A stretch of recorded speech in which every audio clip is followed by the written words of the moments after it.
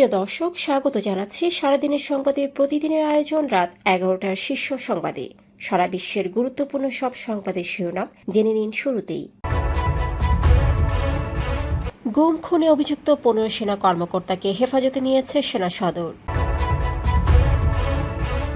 ইরানের তেল বাণিজ্যে সহায়তার অভিযোগে বাংলাদেশে আসা চালানসহ 50টির বেশি প্রতিষ্ঠান জাহাজের বিরুদ্ধে মার্কিন নিষেধাজ্ঞা।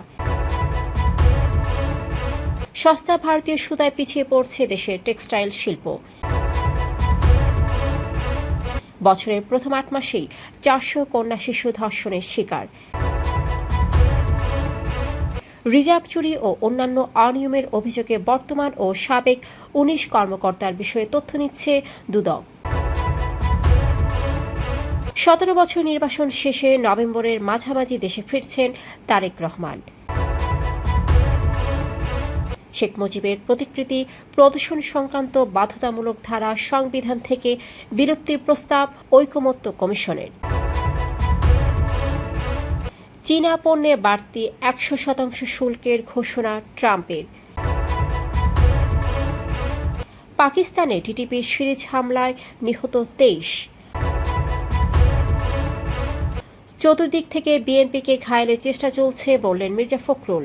অন্যদিকে জামাত ক্ষমতায় গেলে 1 বছরে দেশ ঘুরে দাঁড়াবে মন্তব্য হেলাল উদ্দিনের। বিএনপি জামাতের নজর আওয়ামী ভোটারদের দিকে।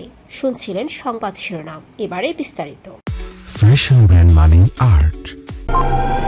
আন্তর্জাতিক অপরাধ ট্রাইব্যুনালের গ্রেপ্তারি পরোয়ানায় মানবতা বিরোধী অপরাধের অভিযোগে চাকরিতে থাকা 15 সেনা কর্মকর্তা বর্তমানে সেনা হেফাজতে আছেন।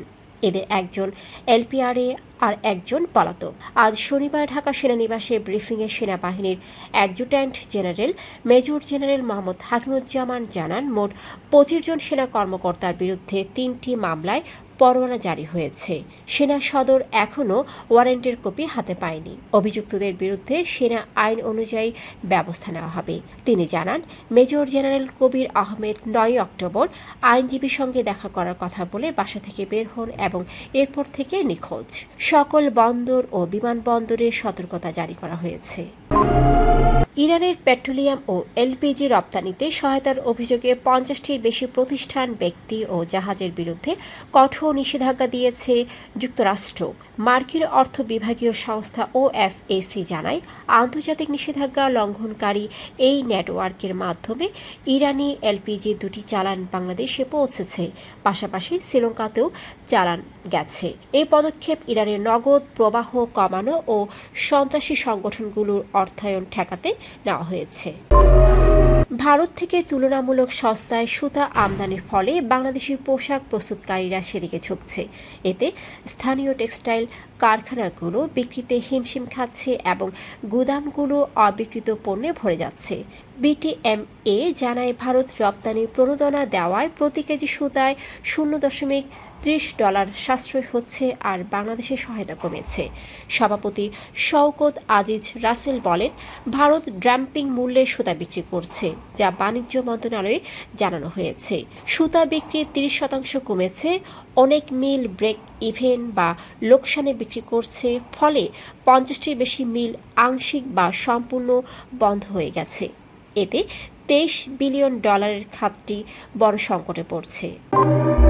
সারা দেশে কন্যা শিশুদের উপর যৌন সহিংসতা আশঙ্কাজনকভাবে বেড়েছে।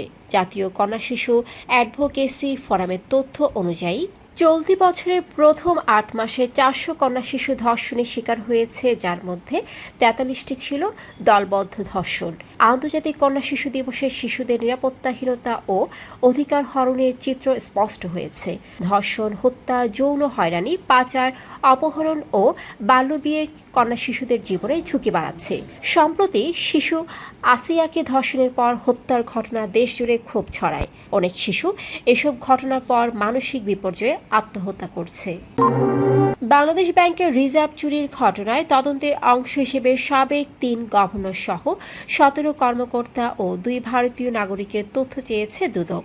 বর্তমান গভর্নর ডক্টর আহসান এইচ মনসুরকে পাঠানো চিঠিতে সবার জাতীয় পরিচয়পত্র বা পাসপোর্ট নম্বর, দায়িত্বের পরিধি ও অন্যান্য তথ্য চাওয়া হয়েছে।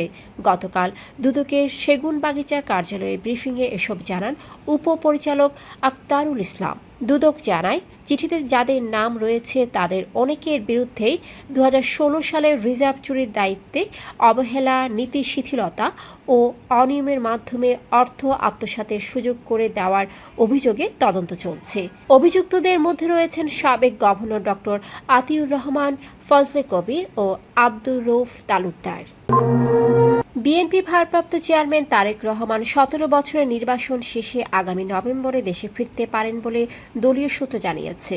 নভেম্বরের ১০ থেকে ২০ তারিখের মধ্যে তিনি লন্ডনের হিথ্রো বিমানবন্দর থেকে বাণিজ্যিক ফ্লাইটে ঢাকার উদ্দেশ্যে রওনা হতে পারেন। যাত্রার আগে তিনি ওমরা পালনের জন্য সৌদি আরব যেতে পারেন। তারেকের ঘনিষ্ঠ এক উপদেষ্টা জানান, এবার তার দেশে ফেরার বিষয়টি প্রায় নিশ্চিত। লন্ডনে তিনি যুক্তরাষ্ট্রের ভারপ্রাপ্ত রাষ্ট্রদূত ট্রেসি অ্যান্ড জ্যাকবসন সহ ২ কূটনীতিকের সঙ্গে সাক্ষাৎ করে দেশে ফেরার ইচ্ছে প্রকাশ করেছেন। বিএনপি মহাসচিব মির্জা ফখরুল ইসলাম আলমগীরও জানিয়েছেন, তারেক রহমান শিগগিরই ফিরবেন, তবে নির্দিষ্ট তারিখ এখনও ঠিক হয়নি। জাতীয় ঐকমত্য কমিশন সংবিধানের অনুচ্ছেদ ৪ ক বিলুপ্তি প্রস্তাব জুলাই জাতীয় সনদ ২০২৫-এ অন্তর্ভুক্ত করার বিষয়টি বিবেচনা করছে। এ অনুচ্ছেদ অনুযায়ী বঙ্গবন্ধু শেখ মুজিবুর রহমানের প্রতিকৃতি রাষ্ট্রপতি, প্রধানমন্ত্রী, স্পিকার, প্রধান বিচারপতি সহ সব সরকারি ও বেসরকারি প্রতিষ্ঠানের প্রদর্শন বাধ্যতামূলক। বৃহস্পতিবার কমিশনের সহসভাপতি অধ্যাপক আলী রিয়াজ স্বাক্ষরিত চিঠিতে জানানো হয়, জুলাই সনদ ২০২৫ প্রণয়ন ও বাস্তবায়ন বিষয়ক আলোচনার পর রাজনৈতিক দল ও জোটগুলোর মতামত জানতে চিঠি পাঠানো হয়েছে। যুক্তরাষ্ট্রের প্রেসিডেন্ট ডোনাল্ড ট্রাম্প শুক্রবার চীনের বিরুদ্ধে আবারও বাণিজ্য যুদ্ধ শুরু করেছেন। চীনের গুরুত্বপূর্ণ খনিজ রপ্তানিতে নিয়ন্ত্রণ আরোপের পাল্টা জবাবে তিনি ঘোষণা দিয়েছেন, চীন থেকে আমদানিকৃত পণ্যে অতিরিক্ত ১০০% শুল্ক আরোপ করা হবে, যা আগে ছিল ৩০%, ফলে মোট শুল্ক হবে ১৩০%। পাশাপাশি সব ধরনের গুরুত্বপূর্ণ সফটওয়্যার রপ্তানিতেও নিয়ন্ত্রণ জারি হবে, যা কার্যকর হবে ১ নভেম্বর থেকে। বিদ্যমান শুল্ক বিরতির মেয়াদ শেষ হওয়ার ৯ দিন আগেই এ ঘোষণা এলো। ট্রাম্প আরও জানান, দক্ষিণ কোরিয়ার চীনা প্রেসিডেন্ট শি জিনপিংয়ের সঙ্গে ৩ সপ্তাহ পর নির্ধারিত বৈঠক এখন অনিশ্চিত, যা তিনি ট্রুথ সোশ্যালে লিখে জানান। আফগানিস্তানের কাবুল ও পাকতিকায় পাকিস্তানের বিমান হামলার জবাবে তেহরিক-ই-তালিবান পাকিস্তান খাইবার পাখতুনখোয়ায় একদিনে একাধিক হামলা চালায়। শুক্রবার ও শনিবার ভোরে চালানো এসব হামলায় ৩ বেসামরিক সহ ২৩ জন নিহত হয়েছেন, যাদের মধ্যে ১৮ জন প্যারামিলিটারি ও পুলিশ সদস্য। টিটিপি সামাজিক মাধ্যমে হামলার দায় স্বীকার করে। পিটিআই জানায়, পুলিশ প্রশিক্ষণ কেন্দ্রে ৫ ঘণ্টার সংঘর্ষে ৭ পুলিশ ও ৬ হামলাকারী নিহত হয়। এক টিটিপি সদস্য বিস্ফোরক বোঝাই গাড়ি দিয়ে গেট ভেঙে ঢুকে বিস্ফোরক ঘটায়। বাজাপুরে পৃথক হামলায় ৫ জন নিহত হন। এর আগে বৃহস্পতিবার পাকিস্তান কাবুলে টিটিপি প্রধানকে লক্ষ্য করে বিমান হামলা চালায়। গত এক সপ্তাহে টিটিপির হামলায় পাকিস্তানে ৩২ সেনা ও ৩ বেসামরিক নিহত হয়েছেন। বিএনপিকে চতুর্দিক থেকে ঘায়েল করার চেষ্টা চলছে বলে মন্তব্য করেছেন মহাসচিব মির্জা ফখরুল ইসলাম আলমগীর। ১১ অক্টোবর গাজীপুরে আসম হান্নান শাহর স্মরণ সভায় তিনি নেতাকর্মীদের মিথ্যা প্রচারণায় বিভ্রান্ত না হওয়ার আহ্বান জানান। একই দিন জামায়াতে ইসলামীর নেতা ডক্টর হেলাল উদ্দিন বলেন, তারা ক্ষমতায় এলে ১ বছরে দেশ ঘুরে দাঁড়াবে এবং দুর্নীতি, সন্ত্রাস, চাঁদাবাজি দমন করবে। ঢাকা ৮ এলাকায় আলেমদের সঙ্গে সভায় তিনি জামায়াতকে সমর্থন চান। এদিকে রাজনৈতিক মতবিরোধের মধ্যে বিএনপি সারা দেশে নির্বাচনী প্রস্তুতি শুরু করেছে। ভারপ্রাপ্ত চেয়ারম্যান তারেক রহমান বিবিসিকে জানিয়েছেন, তিনি নির্বাচনের আগেই দেশে ফিরবেন ও অংশ নেবেন। দলটি প্রার্থী বাছাই, তৃণমূল সভা এবং গণসংযোগ চালাচ্ছে। তবে আওয়ামী লীগ মাঠে অনুপস্থিত থাকায় জামায়াতে ইসলামী বিএনপির প্রধান প্রতিপক্ষ হিসেবে সামনে আসছে। যদিও জামায়াত বিএনপিকে কতটা চ্যালেঞ্জ জানাতে পারবে তা নিয়ে প্রশ্ন রয়েছে। দর্শক, এতক্ষণ আমাদের সাথে থাকার জন্য ধন্যবাদ। প্রতি মুহূর্তে দেশ বিদেশের গুরুত্বপূর্ণ সব সংবাদ জানতে ভিজিট করুন www.সারাদিনেরসংবাদ.com ও চোখ রাখুন সারাদিনের সংবাদের অফিসিয়াল ফেসবুক পেজে। Fashion brand money art. Men's, ladies, and kids wear art. Be smart.